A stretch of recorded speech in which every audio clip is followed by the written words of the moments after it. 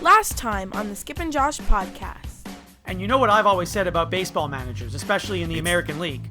It's you can get a dog to do it. It's like the easiest job on the planet. When you don't have to worry about a double switch, you set your lineup on opening day, you pretty much make 162 photocopies, and there's your job for the season. You're listening to the Skip and Josh podcast with Skip Sherman and Josh Obadia. I'm Josh in Toronto. And I'm Skip in Montreal. In today's episode, Zion Williamson finally makes his debut. The NHL adds a new wrinkle to its skills competition. And more fallout from the Astros cheating scandal. But first, this year's Baseball Hall of Fame inductees. Okay, Skip, so last week we were blessed with a lot of news and we had a lot to talk about, and that's not going to happen many times during the year. But luckily, this week the Baseball Hall of Fame made their announcement of the players that are going to be inducted this summer, and so we have something to talk about. And I'm holding up my paper predicting what your first topic would be. Oh. And what does it say, Josh? It says Larry Walker. You guessed right. It's really the only thing I had on my list this week. I mean, I have some other weird news and notes, but like the only thing I really want to talk about was the Baseball Hall of Fame voting. Major League Baseball.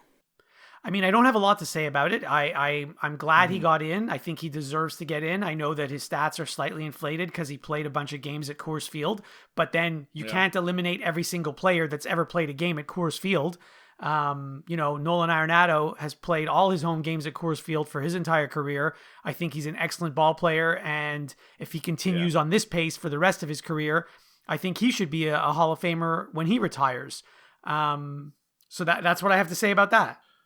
I mean, I think there's people that are voting that think, oh, there's this Coors Field effect, but that's part of the game, right? I mean, that's why there's like a home field advantage. And, did certain players hit lots of home runs, because of the short porch and, over the Green Monster or in Wrigley Field with the wind blowing out? Like, these things happen. And I know maybe the Coors Field effect is maybe more pronounced than that, but it is what it is. And Larry Walker's stats definitely speak for themselves, especially his Colorado numbers. They're mental when and I think part of the reason why is that he had a certain set of stats when he was on the Expos, and he was an excellent ball player. Like, Larry Walker was one of my favorite players ever, And when he went to Colorado, all of a sudden the numbers even got better and they were crazy.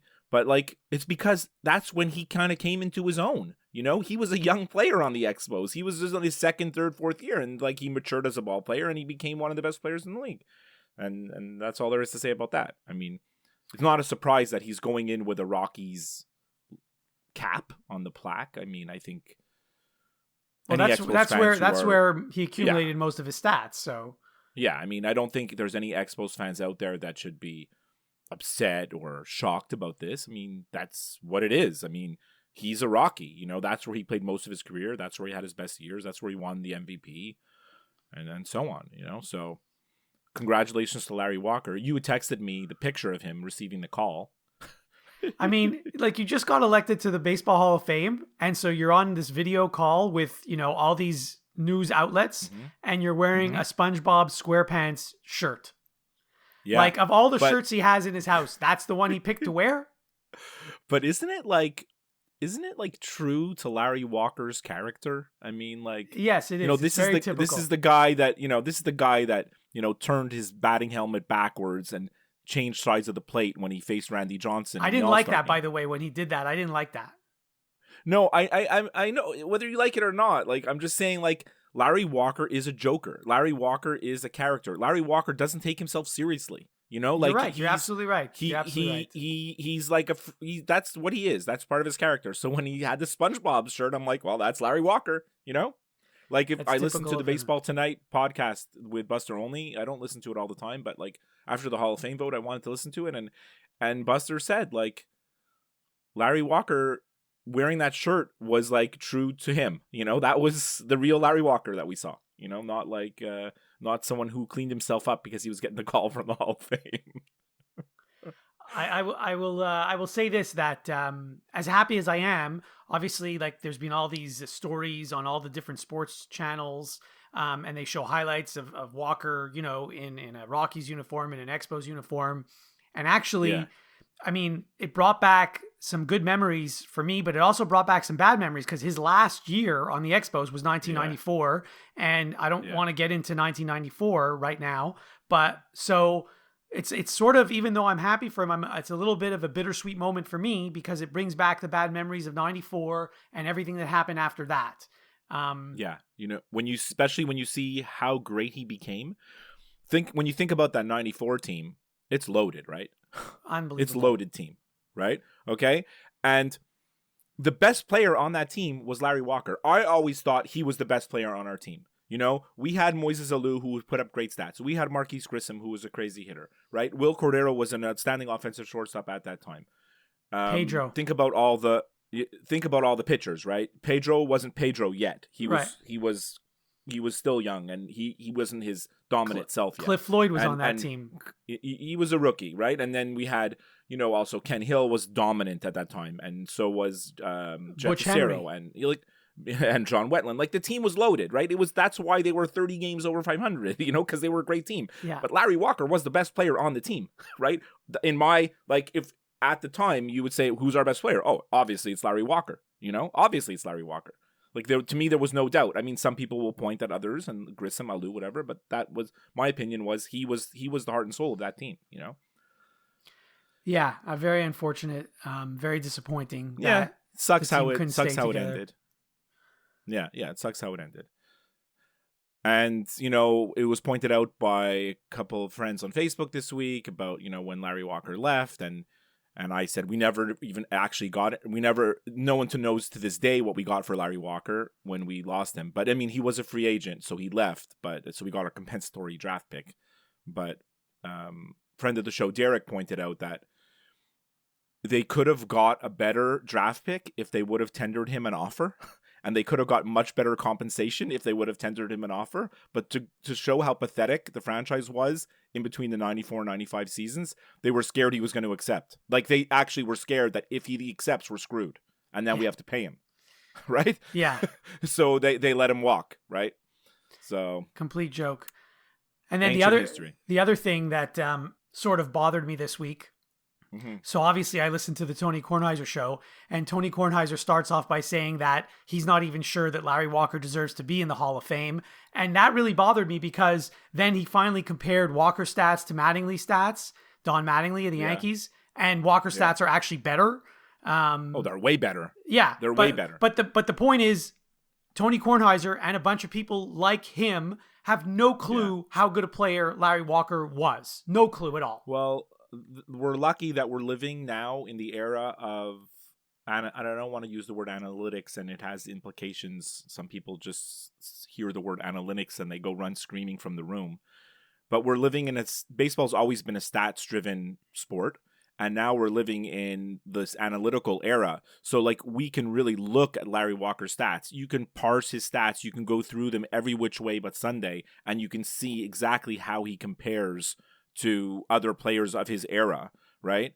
And he is head and shoulder. He is, I mean, WAR is like the big stat now, right? It's wins over replacement. It shows you how many wins Larry Walker gave his team compared to like a league average player if in his position. Like, if Larry Walker was not in your team and you replaced him with a league average player, how many wins would Larry Walker deliver?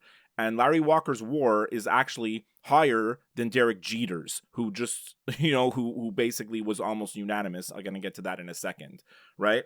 So, I mean, just take that for what it's worth, Yeah, the other. Can I talk about Derek Jeter? Oh, yeah. Well, I'll talk a bit about him, and then you can continue. But it's just interesting that only 2 guys got elected this year. So, by the way, this is off topic, but if there was ever an induction ceremony that you were going to go to, this is the one to go to, because you don't want to sit through 6 or 8 speeches. You only have to sit through 2 this year.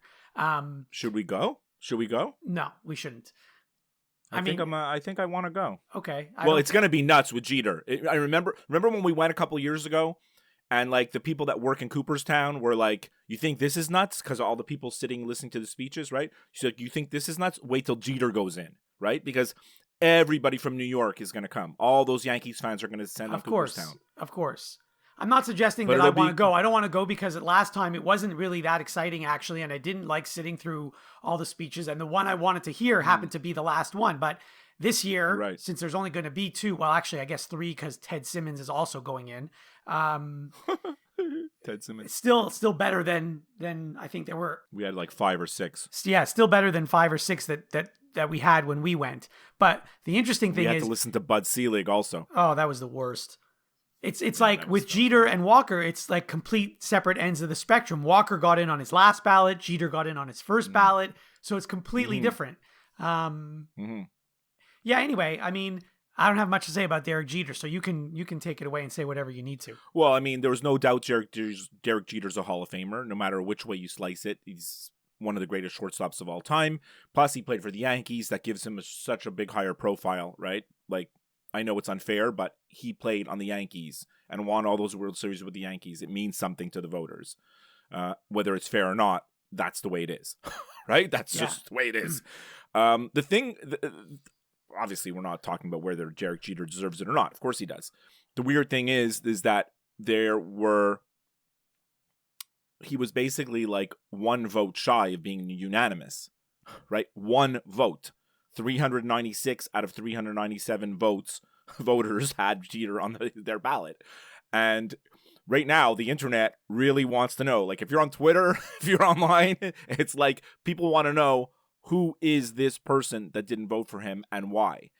And I would love to find out. I would love to know who it is. I think the person doesn't want to be revealed because I think they're worried about like all people making his or her life miserable. But I think we're kind of, I'm not outraged. I'm not outraged by the fact that someone didn't vote for him because there's hardly ever been unanimous. There's only been one. There's only been one. Which was who? Mariano Rivera. That's it. Right. And so, I get it. People just don't put him on the ballot for a reason, but I just love to know why. I'd love to know who this person is. Like, is this a Red Sox fan that just said, I'm refusing to vote for Derek Jeter? My suspicion... Is this like... Yeah. My suspicion is that the person who didn't vote for him is some old person who, how these old school people are. And they just wanted to make some sort of statement, kind of like, Babe Ruth was not unanimous in the Hall of Fame. Ted Williams was not unanimous in the Hall of Fame. Willie Mays was not unanimous in the Hall of Fame. So if those guys weren't unanimous, then Derek Jeter isn't going to be unanimous either. I think that's the type of person that would not vote for Derek Jeter, on the first ballot. I think you're 100% right about that. I think you're 100% right. It's either that or it's like a Red Sox writer that's saying, no, I don't want Jeter on there. Now, I'm actually surprised that we don't know who it is because usually people like this who make these kind of statements want to be known that they're making this statement. Yeah. And so they want to just make a name for themselves. So they can say, look, I was the guy who didn't vote for Jeter, so everyone's going to know his name for the rest of their lives. I mean, I think like I said, there's 397 ballots, and I think there's like 280 something. I might be wrong about that number, but around there that are public because there's these websites and amalgamators. Like there's these websites now that are like collecting the ballots so that you could see what everybody voted for. That's people want to be transparent about it, so they're collecting the numbers on this. So it is strange. It is strange that we don't know. But I guess maybe we'll never know. Who knows? I'm not sure. It's just I just find it weird that like one person didn't vote for him. I mean, come on. And so now we're getting to the point like we can look at next year. And so Curt Schilling got 70% of the vote this time, and he's gonna be on his 9th try next year. And history usually tells us that once you hit the 70%, you usually get that up to the next 5% that you need the year after. So I think he'll be probably going in next year, and it's a light year next year from what from what I read. There's not many strong. You don't have like these slam dunk people like Walker and Jeter next year. Schilling will get in. I mean, it might not happen next year, but he will eventually get in. I don't really have any doubt there. But Go. Well, I don't think Barry Bonds and Roger Clemens are going to get in, and I think they actually should get in. But like I would vote for Clemens and Bonds because Clemens and Bonds are both like at 61% right now ish, 60.7 and 61, and they have 2 more years. And most people feel like, from what I've read, is that if they don't get in with the regular vote, the Veterans Committee, or whatever they call it now, I don't know, I still call it the Veterans Committee, they won't get in with the Veterans Committee, because that's like the peers of players, and they're the most bitter group as about cheating. So we talked about this a few weeks ago. We talked about this a few weeks ago. I don't like this whole this Veterans Committee, or whatever they call it, because it sort of lessens the guys who are currently in the Hall of Fame. The whole point of this, you and I have said forever, the hardest Hall of Fame to get into is the Baseball Hall of Fame. There's actually stringent rules to get in. Yeah. It's not like hockey or football or basketball. And so now here, you got like Ted Simmons getting in this year. If he didn't get in the first time the real way, why all of a sudden is he getting in now? And you're going to have one guy like this at least every year getting in. Well, we had one last year, Harold Baines. Remember? Right, exactly. So it's diluting the product, if you ask me. Well, every time they let someone in that's on the borderline, right? Then that person starts to be compared to others that are also on the borderline. So the threshold for getting in is getting lowered and lowered. Right. Bit by bit by bit, but it's getting lowered. The interesting thing is, I saw on Twitter, I was really on Twitter a lot the day of the vote, right? And people are revealing their ballots and showing you, like, writers are putting screenshots of their ballots saying who they voted for or whatever. There's actually people that voted for Clemens that didn't vote for Bonds, and that people that voted for Bonds and they didn't vote for Clemens. And I don't get that at all. I don't get it at all. We're talking about the greatest hitter of all time, possibly, right? Mm-hmm. Like, if you just look at the stats, the greatest hitter of all time, and probably the greatest right-handed, maybe lefty or righty starting pitcher of all time. Right, like these are like the Mount Rushmore of players. So like, how do you vote for one and say, no, that guy's a steroid cheater, I'm not going to vote for him, but yet you vote for the other? Like, I was like, this doesn't make sense at all. These are, again, like you said, people trying to prove a point. Yeah, that is weird. I didn't realize that some had voted for one and not the other. I just assumed that the people who didn't vote for one also didn't vote for the other. But that's very strange. I mean, look, their percentages are around the same. So I think in general, people did vote for both or neither. But I know I definitely saw at least 1 or 2 people that didn't. So, one thing, I said this when Tim Raines got in, and I'll say it now with Larry Walker. It's interesting that these guys get in on their last ballot because they've been on the ballot for 10 years and their stats have not changed in any of those 10 years. Nothing has changed. And so all these people who didn't think that he was good enough to get in the first 9 times, all of a sudden now change their mind and think he's good enough to get in now. And I didn't really get it with Raines, and I don't really get it with Walker, and it looks like the same thing's going to happen with Curt Schilling. It's just odd. It's all it is. It's odd. It is odd. And a lot of it, like I said, a lot of it has to do with what teams you played on. Look, if Curt Schilling didn't pitch on the Red Sox, I know he had great seasons in Arizona, but like, if he wasn't on the Red Sox, he's not in the Hall of Fame. Like, I'm sorry, he's just not. Like, that bloody sock game is what puts him over the top, and it's, unfortunately, that's just the way it is. Yeah, it's true. Yeah. So, and I mean, there's some guys on here that people had on their ballots, and I'm a bit surprised. Like Andrew Jones. Like, I know Andrew Jones was a great player, but like, to me, he's just not a Hall of Famer. And I was happy to see that he got less than 20%, because there's some people that really are hyping him up, saying like, this guy's a Hall of Famer, And the other one is Scott Rowland, who I read and heard very respected baseball writers saying that they think he's one of the greatest third basemen of all time and deserves to be in there. I was pretty shocked about that, because maybe I need to look at his stats a little more closely, or maybe it's the case of what I just told you, like the bar is being lowered, but I don't know. I mean, my recollection, without looking at their numbers, Scott Rowland was a good third baseman, maybe a bit above average, but nothing special. And Andrew Jones actually, I mean, because of all the times that the Expos played against him, So I remember him doing a lot of damage to the Expos, but that's just anecdotal. I don't know what his career numbers are or were. So, who knows? By the way, Adam Dunn got a vote. Really? So did Brad Penny and Raul Ibanez. Brad Penny actually had one really amazing season. He did, yeah. And you remember J.J. Putz? Yes, I do. He got one vote. Raul Ibanez also had a few good seasons. He did, but I mean, there's a lot of guys that had a few good seasons. Steve Garvey's not in the Hall of Fame, right? That's true. Yeah. So before we get off baseball, I do want to talk about the whole cheating scandal again. Sure. Oh, I actually, I kind of put it behind me already, but it's resurfaced again this week. I think we're on the same page on this with the Astros comments. Is that what you want to do? No, that's not even it. Because, I mean, this story is never going to go away, which is good.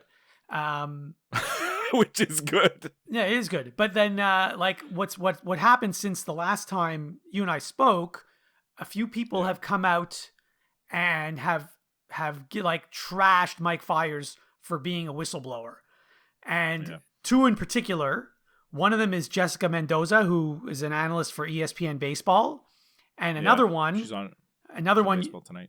Yeah, another one you know very well is Pedro Martinez. And I'm actually disappointed in both of them that they would say this about Mike Fiers, because what he did had to be done, and maybe it could have been done a different way, or maybe it could have been done a year earlier or 2 years earlier or 3 years earlier, whatever.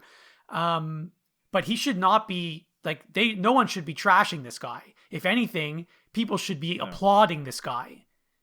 And it's unfortunate because, after his contract ends at the end of this coming season, he may never, play baseball again professionally because of what he did. But that's very unfortunate if that actually happens. Well, I mean, I sort of, not that I agree with it, but I get why players like Pedro or any player will come out sort of against this, because it's like, it's the brotherhood, and what happens in Vegas stays in Vegas, and we should police ourselves and all that bull. Well, they can't police themselves, obviously. I know. But Jessica Mendoza, she's a reporter.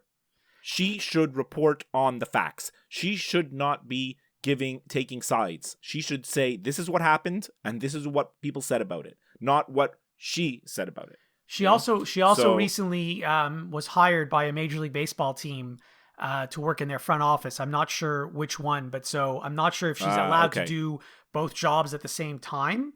So maybe she's quitting her ESPN job. I don't know, but she was recently hired by a Major League team. But still, nonetheless, and for those who say, it's the brotherhood and you got to stick together and whatever and all that. Yeah, but meanwhile, what happens if it's affecting you negatively? If you're on the team that's getting burned by this, then you don't want someone to say something? Well, that's why I didn't understand how the pitchers on the Astros just sort of stood idly by and let this happen, because which by the way, you heard what Dallas Keuchel said yesterday, right? What did he say? He's the first player that was on that Astros team to come out and apologize for what they did. So he's basically admitting it, number one. And number two, he apologized, not that makes any difference. And what he said was, I mean, I'm paraphrasing. He said, we shouldn't have done it, but we didn't do it every game. Not that makes it any better, but whatever. But it was the first admission of guilt because Bregman and Altuve basically just didn't say anything. They Bregman almost was denied the worst. it. Bregman was the worst. He said nothing. He just kept repeating the same thing over and over again. He said nothing. Bregman is a guy you want to take a baseball bat and whatever. I won't say what I would do. Right.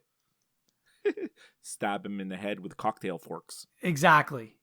But yeah, that guy, whatever. And you know what? We'll find out. I said the other day. Oh, yeah. I said the other day, okay, so yeah, this helped them and it made them better, but how much better?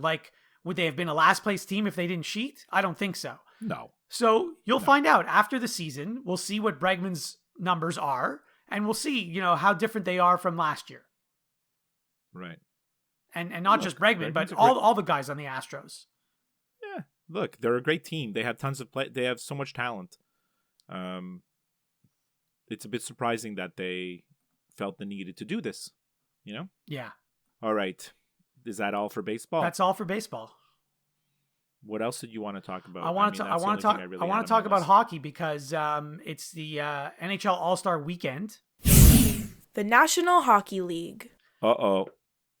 You used the wrong words there. No, I did. I used the right words. Because I put I put weekend after All Star. I always say after All Star, I always say something else. All Star weekend, All Star game, All Star competition. I don't just stop talking like other people do. You sent me a text this week with a link or a screenshot, right? Yeah. It's like they just like so-and-so is going to All Star. Yeah. I'm like, okay. Well, that doesn't make sense. Anyway, But, I did watch the skills competition last night. I only watched the highlights. I didn't watch it live in person. I mean, it's a nice distraction. It's not like I'm sitting there, with my eyes glued to the set. But there's two things I want to mention about the skills competition. So they had this new competition that I told you about where the players are actually in the stands shooting on targets that are on the ice. So, I saw it, yes. So actually, it was more interesting than I thought it would be, first of all. But it has some flaws. I didn't understand the targets. Well, it has some flaws that need to be fixed. So I watched it very closely and I will tell you what was wrong with it. So they had at least a dozen targets on the ice and each one is worth a different point value. But they were mostly like 2s and 4s and then that big one was 10. Correct. And so every player was going for the 10 because, you can get 10 in one shot rather than go hit a 2 target 5 times, right? So obviously you're going to go for the 10. The problem is the 10 target was right in the middle of the ice and it was the biggest target. The one that's the biggest target that's right in the middle of the ice is the easiest one to hit. It should be the lowest point value, not the highest point value. And then they had the one at the far end of the rink, which is like at the other net, was only worth 4, and that one was like 50 feet away from the other one. It was the hardest one to hit by far was the one that was all the way at the end of the ice. Exactly. And then those all other little ones, all the 2s were very small. They were hard to hit. Those 2s, those should have all been 10. Right. Anyway, so whatever. Yeah, I hopefully they'll correct that next year. The other thing that think they'll do it next year. They probably will because I think it got good publicity. The other thing that was silly about the 10 target, so they had like this sort of like a mesh that you had to sort of shoot it into the mesh, kind of like a basketball hoop, sort of. Yeah. And if you get it in the mesh, you get 10 points. So the thing is though, the way the mesh was fastened to the structure, a lot of guys actually hit the 10 target like right on the 10. But didn't get it in the mesh because they went over the mesh and then hit the target. So their shot was actually better than someone who got it in the mesh, but they got 0 because they didn't get it in the mesh. So that was also stupid. How about that they let other guys go millions of times just so Patrick Kane couldn't win? Yeah, right. So they let Ryan O'Reilly shoot again, and anyway. Yeah. It wasn't really a surprise that Patrick Kane won. I mean, he has a very accurate shot, that guy. So, well, I mean, is it really a shot? I mean, I don't know. I mean, listen, once you take a warm up or two and you know what you need to do, like these NHLers, I'm surprised that the scores were as low as they were, to be honest. I thought that more of them would get that Big Ten target. But anyway, the one thing that I didn't like about the skills competition was, so they added this new one. They had to take one out. They took out my favorite one where you have this obstacle course on the ice. And then one of them is where you have to shoot the puck into that tiny little net over a little board. Yeah. That was my favorite one because that was the hardest one to do. And that actually shows a lot of skill if you have it or not. And that one was no longer in the skills competition at all. So that was my disappointment with that. Well, you mentioned that last time. I mean, you were looking forward to that one, and it was gone now. Well, I mean, it's been every year since they put it in. This is the first time that it wasn't in, so who knows? What about all the little bells and whistles? Oh yeah, I didn't like the. They changed the whole accuracy shooting. Instead of that styrofoam target, they had this like high tech thing that could sense, if you hit it or not, and it made a few mistakes actually. Mm-hmm. I prefer the styrofoam target for sure. I don't like. I didn't like the new way. It was cute that they had that kind of video wall in front of the nets because they would put the player's number, how many All-Star games he was on, a little factoid, whatever. But you're right, it was weird because they were shooting at a wall. They're not shooting at a net. They're shooting at a screen.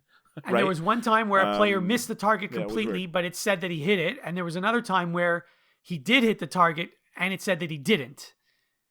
But that happens in the other one with the styrofoam targets. Sometimes they hit it and it doesn't break. Oh, but it doesn't have to break. It just has to hit it. Yeah, okay. Anyways, I didn't watch it this year. I just watched the highlights this morning. I wasn't that interested. Hopefully hopefully kids watched it. You know, that's what this is for. You know, that's what it's supposed to be for. Did your son watch? No. Well, there you go. That's your answer. He watched this morning. But, you know, we saw that Shea Weber had the hardest shot. They brought out Al McInnes, who still shot the puck 100 miles an hour, even with the wood stick. I don't believe that for a second. Rigged? I don't believe that for a second. There's no way that shot that Al McInnes took was over 100 miles an hour. No chance. It was rigged, I'm sure. Like 100%. There's no way. They just put a number up on the screen. Like, it doesn't matter what he would have done. He could have taken a little little floater wrist shot, and they would have put 100 on the screen. There's no way that shot was 100 miles an hour. No chance. 100.4 on a little floater. Right? There's no chance that shot was 100.4. There's no chance. They did a good job of bringing out the Blues legends, you know. Yes, with they did. Federico and Brett Hall and Keith Tkachuk with his kids. Yeah. I'm surprised I didn't see Rick Wamsley. Well, is he a legend? For you, he is. I don't know if you noticed during a break, between two skills competitions when they were setting up the ice, they had a break and they were interviewing someone up in the rafters, whatever. You could sort of see on the video board, they were showing highlights of great St. Louis Blues moments on the video board in the arena. And one of the moments they were showing was that crazy game where St. Louis played Calgary in the semifinals, and they were down I think 5-2 or 5-3 in the third period, and they came back to win. I think it was game 6. They came back to win in overtime. Anyway, it ended up going to game 7, and Calgary won game 7 and went to the finals. But that game 6 with the Blues had Rick Wamsley, Greg Millen, Doug Wickenheiser, Greg Kozlowski. I can go on and on. That was one of the most exciting games in St. Louis Blues history, of course, until they won the Stanley Cup eventually. Right. It's pretty cool that the All-Star game was in St. Louis this year, straight off their cup win. So it's great time to be a hockey fan in St. Louis. That's for sure, right? Very lucky. Yes, very lucky. Yeah. Are you going to watch the actual All-Star game? Yeah, it'll be on in my house for sure. I mean, whatever. I'll be doing stuff. But it threw me off this year because isn't the skills competition usually on Saturday? It is, yes. They moved everything a day earlier this year. Right. Okay. Good for them. That kind of makes sense, I guess. I don't know. I think Saturday, Sunday is better than Friday, Saturday, but whatever. What do I know? Me too. Yeah. Who knows? I'm sure they have reasons behind it. You want to talk about Gritty? I actually want to talk about basketball. Oh, okay. Well, I just wanted to talk about Gritty. Like, you sent me this link that Gritty hit a kid. But we don't know that it's right? true. Like, we shouldn't be accusing someone of doing something until, this is just an accusation that has not been proven anywhere. Yeah, supposedly Gritty, punched a 13-year-old kid, and the father went to the Flyers, and the police are involved. And what I don't get about the whole thing about this is, you can read it, and there's if you just Google Gritty right now, news, there's all these articles about how. And in the articles, they're Gritty assaulted a 13-year-old boy. Gritty punched a 13-year-old boy. There's a guy in the Gritty costume. He's the one that did it, not Gritty. I don't understand how, the news is perpetuating this idea, as if Gritty's real. Well, it's because they don't know the name of the guy in the costume, and I'm sure the Flyers will never say who he is or she is. Well, maybe they'll have to, but every time I read those articles and it just says Gritty without the name of the person, I feel like the whole thing is a hoax. It's like a WWE, where you don't know it's real or not, and who knows, maybe the police are not even involved, and the whole thing is just weird. Anyways, I'll put an article on our website about it if people want to read, but it's kind of bizarre. the National Basketball Association. So you want to talk some NBA? Surprising. Well, I heard you on another podcast this week, and I heard you mention that your co-host doesn't enjoy talking about basketball. So, so I figured I'd mention some basketball news.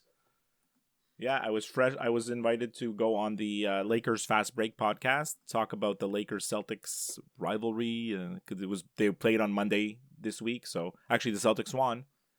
So yeah, it was a good time. Gerald Glassford's a class act. He likes to get me on his show. So I don't want to talk about the Lakers or the Celtics. I want to talk about Zion Williamson's debut. Yeah, let's do that. I think. So the Pelicans game where Zion had his debut was not televised in Canada, at least not live on television. But I was in New York. It was on ESPN. Right. Yeah. So I knew you saw it. Or TNT, one of those. But I have to tell you that, the day before the game and even a few days before the game, I was actually looking at my guide to see if the game would be televised on one of the sports channels here. And when I discovered that it wouldn't be, I was a little bit disappointed. First of all, that I wouldn't be able to watch. And then I also realized that if it was televised, I would have watched it, and it would have been the first NBA game that I watched this season.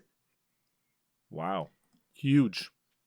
So I still haven't watched an NBA game this season, is basically what I'm saying. And he played his second game last night. They're actually 0-2 with him in the lineup. Well, the reason they're 0-2 with him in the lineup, and by the way, I don't know if you saw the highlights, he's, at the end of the game, he wasn't playing. He was on the bench, and he's in his long sleeve shirt and track pants and whatever. And he looks really disappointed. And I know why. Like, he wants to play. He's like begging his coach to play. He thinks that he can make a difference and they could win the game if he's in the game. But the coach has no choice but to take him out because the medical staff is saying he cannot play more than X number of minutes a game or else you're taking a chance. And you cannot take a chance with this guy, even if it means winning a game in 2020, because this season is pretty much meaningless for them.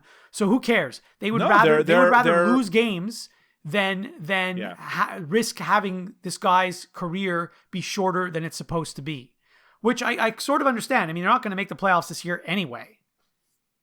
Well, that's not actually entirely true. They're not that. I mean, they have a faint playoff hope. The Pelicans. They're not completely dead in the water, but. I mean, they need to win a lot of games to get there. But even if they make the playoffs and they finish 8th, you think they have a prayer of advancing to the second round? No, no, and a playoff spot shouldn't even be like that important to them. You're right. But the thing that bothers me about it is, like, if you can play, you should play. If you're not able to play, then you shouldn't play. Like, so the minute restriction, I get it, but like he really can't play 5 more minutes. I don't know, because you know what happens when you get tired, you do different things, whether you're a basketball player, football player, whatever, you do things differently than you would if you were not tired. So you may put more stress on your ankle or your knee or who knows what, No, that's 100% than if you were not tired.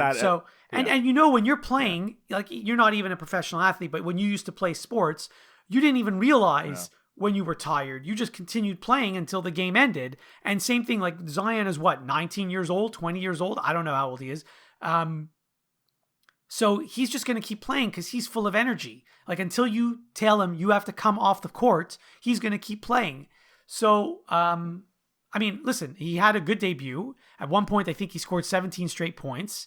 He actually hit 4 3-pointers, which was surprising to me because I don't remember him hitting that many 3-pointers in college. Well, he hit some, but not with frequency, not like a 4-for-4 type of frequency, right? Right. And I mean, the NBA 3-point line is even further back than the college 3-point line is. So anyway, good for him. It looks like he's healthy, and it looks like he's he's going to be a good player. I hope he just has a long career. If he plays, he's going to be great. I mean, you can see it. He's picking up right where he left off. Remember, like, what I always used to remark about when he was on Duke is the guy hit so many shots. Like, his shooting percentage was so high, right? You would see he would score games, and like he's not shooting 10 for 22 from the field to score his 20 points. Like, for example, last night he was 7 of 9 from the field, and I think in the first game, it was something similar. Hold on, I'm just going to pull it up. Did you say 7 of 9? 7 of 9. Yeah, isn't that a that's character from Star Trek? I will examine your data. Yeah. Oh, good for you, Josh. Yeah, so he was 7 out of 9 from the field in the first game, and he was 8 for 11 in the second game. Like, that's what he did at Duke, right? And I don't know if you saw the highlights from yesterday. He had this crazy block. I did see where that, he yes. flew in midair and blocked. Like, that's Zion Williamson, you know? And that's what I hope we're going to see for a long time. The difference at Duke was, yes, he was all like, 7 of 9 or 9 of 11 or 11 of 13. Yeah. But most of his shots when he played at Duke were right under the basket. They were not from 3-point range. Now, I don't know if he hit any 3-pointers in his second game, but in his first game he hit 4, which I think broke a record for, a debut. Possibly. I think it did. Anyway, listen, I hope he has a long career. That's all I hope. Yeah, he's fun to watch. It's good for the NBA to have a new star, right? So. Meanwhile, speaking of former Duke players, I think RJ Barrett is injured right now and hasn't played in a couple weeks. And I don't know how long. They should just sit him out. They should just sit him out too. The Knicks are a complete joke anyways. So, right? Well, like, if you say the Pelicans have no chance of the playoffs, the Knicks are like the Knicks are in another stratosphere of tanking. No, they are. Yes. College basketball. And staying with basketball, finally, the last 3, I think, Duke games have been televised in Canada. So I wouldn't say my first chance to see the team, because there were a few games early in the season that were televised, but I haven't seen them lately. And Duke actually lost 2 of the 3 games that I saw. They haven't really been playing well. I mean, they beat Miami because Miami isn't good, but they lost to Clemson. A team that Duke should beat. I saw the highlights of the Clemson. It was pretty ugly. Well, what I noticed, and I don't have the stats in front of me, Duke has always had, up until recently, they've always had good 3-point shooting, but they don't this year. It's spotty, Well, they didn't have good 3-point shooting last year. No, right. I'm saying recently. Like, if you go back 5 years, 6 years, 7 years, they always had good 3-point shooting, but not the last 2-3 years. No, it's not good. And a lot of it has to do with that they're all first-year players. And the one guy on Duke who is shooting lights out from 3, but who doesn't get that a lot of minutes, is Joey Baker. He seems to be the sharpshooter. He was injured for a game or 2. Yeah, well, he was injured against Clemson. I think they missed him, The other thing that isn't good is the free throw shooting is not good either. And that once it comes time for the tournament, it's the free throw shooting that sometimes decides who wins and loses. Especially this year. This year is the NCAA tournament's going to be wide open. There's not really a consensus number 1 or even a consensus 2, 3, and 4. So it's going to be interesting when you're filling out your brackets this year, because we're going to have all kinds of stuff, right? I mean, there's going to be many different picks. When you fill out the bracket online, a lot of websites, they let you do this random thing where the computer generates your picks for you. I would recommend that you do that this year, because really, it's a complete toss-up. Actually, this is the one year where you should randomize it. That's what I'm saying. Yeah. Yes, you should. Anyone who tells you that they know who's going to win this year is full of it. I mean, look, do you even know who the number 1 ranked team in the country is right now? It's Baylor. Or as we like to call it, Baylor. But it should be Gonzaga. Yeah, Gonzaga's 2. So, I mean, well, it's like, look, can't wait another couple month or so, we'll be in March Madness, right? Now, one other college basketball note, did you see the Kansas State brawl? Did you see that? No, I didn't see it, no. There was a big fight.